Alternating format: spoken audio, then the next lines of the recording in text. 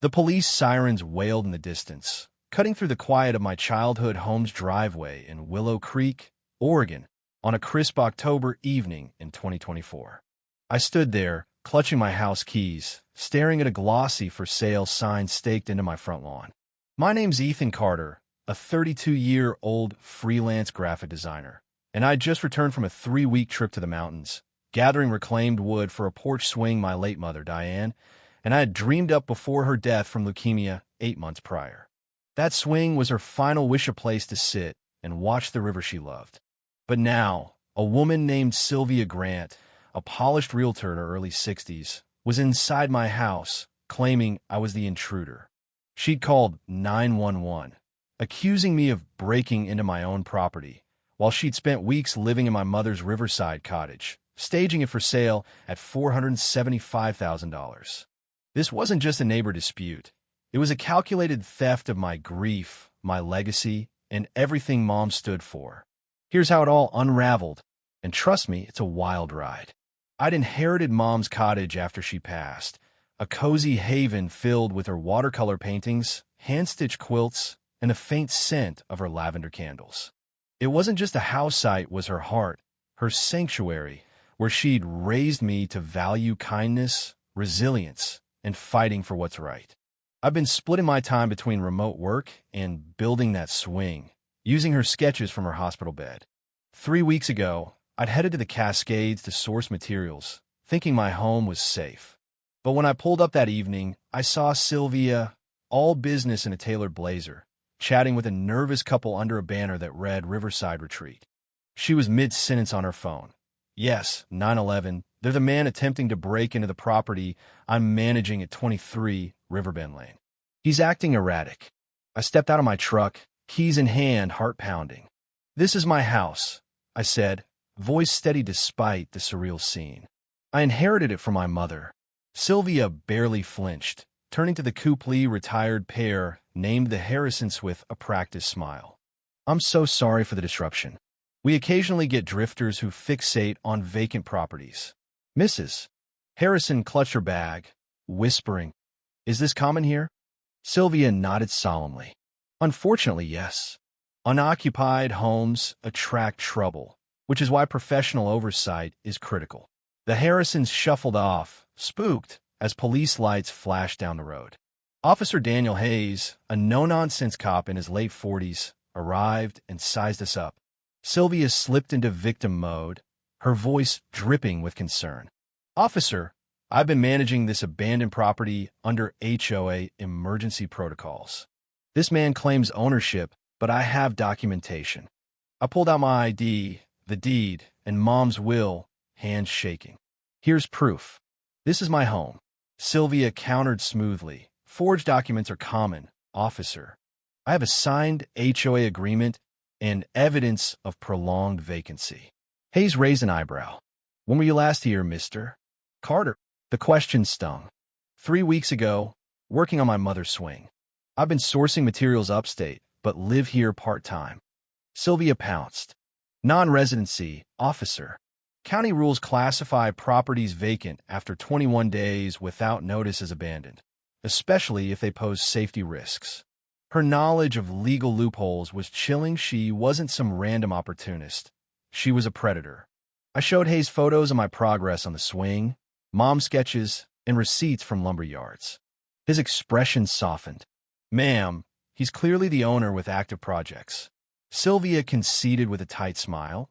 "If there's been a misunderstanding, I'm only protecting community interests." She packed up and left, but her parting glance was pure venom. I thought it was over. Then I stepped inside. The house was unrecognizable. Mom's quilts were gone, replaced by generic throw pillows. Her paintings had been swapped for soulless abstracts. Worst of all, her urn, which I'd placed on the fireplace per her wishes, was tucked in a guest room closet like a forgotten trinket. I sank to the floor, clutching it, whispering, "She didn't just stage her home, Mom. She erased you." Security footage revealed the depths of Sylvia's violation. Day 3, she let herself in with stolen keys, directing photographers for listing photos. Day 6, she hosted buyers, serving coffee in Mom's favorite mug. Day 10, she sat on Mom's porch, flipping through her journal like it was a novel. A hidden mic caught her on a call.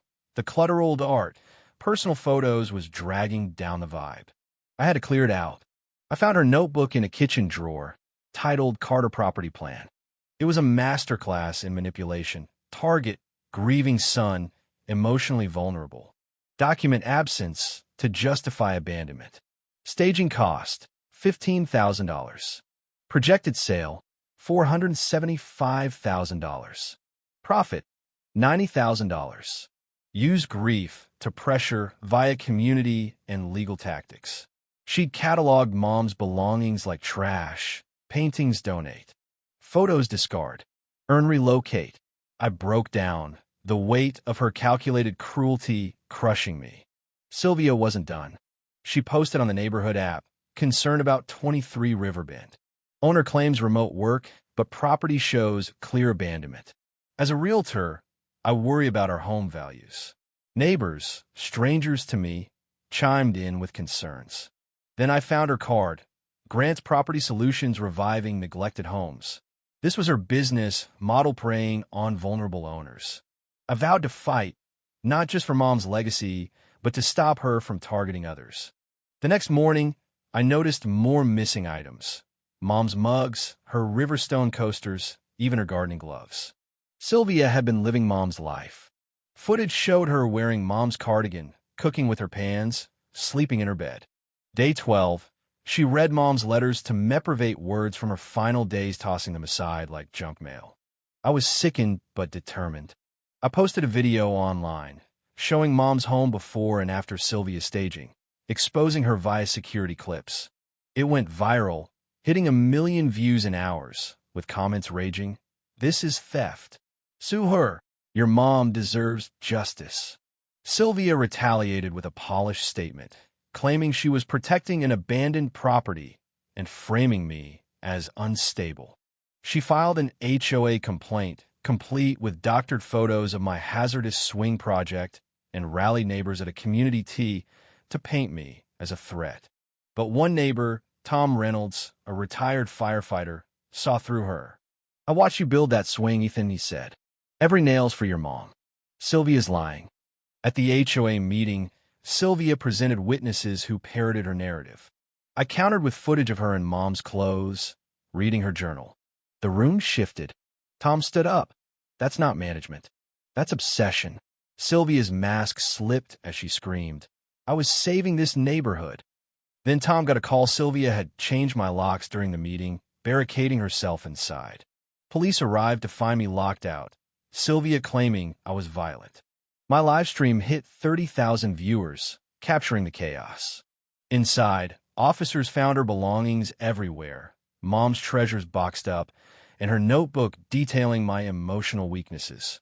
Sylvia was arrested for trespassing, harassment, and fraud.